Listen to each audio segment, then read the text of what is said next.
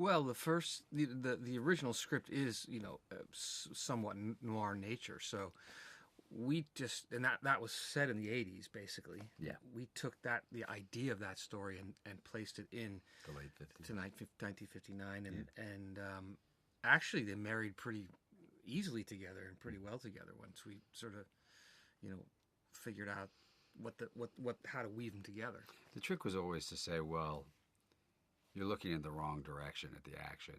It's the idea of scapegoating minorities. It's all the same things, right? The theory was to be able to take this sort of messed up family into the perfect world of when we all think that when America was great, for lack of a better term, and the reality was, it wasn't particularly great for an awful lot of people. And so that was the easy part, was just to say, well, if they shared a backyard together and everybody's looking in the wrong direction, then that seems to be always topical, unfortunately, and never, it never gets out of vogue to talk about it.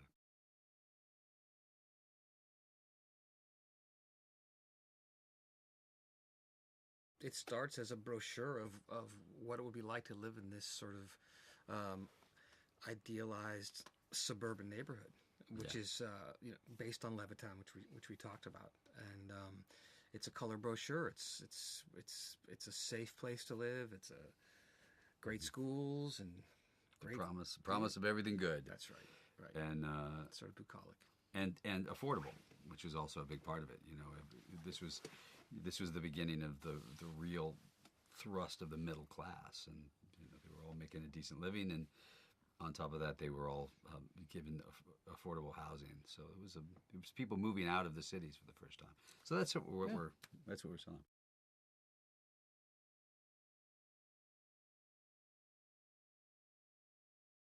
He's a guy who's got a decent job, and he's got a wife and a kid, and they're just they're sort of a very average American family. Mm-hmm.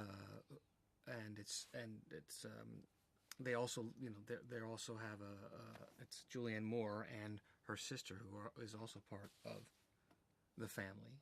Mm-hmm. And that's the setup. It's really just perfect family, perfect life, everything middle class, everything working, no struggling a little bit for money. The thing that's fun about it is, though, that the idea is that just underneath that layer of that veneer of everything being really good is there is usually, not everything is sort of perfect along the way, and the film is sort of an adventure in peeling back that onion and finding out how difficult their lives can become.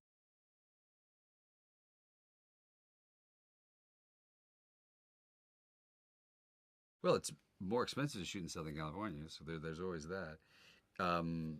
Mostly, it's just about finding any streets that you could shoot on that don't have giant mature trees, that that you could try to build and construct a neighborhood in 1957, brand new neighborhood in 1959. But we got lucky because there were a couple of pockets that we found that, with not a whole lot of work, we were able to really turn them into and look like these streets with those houses. Yeah. And then a lot of it was on stage as well, and that obviously is much easier.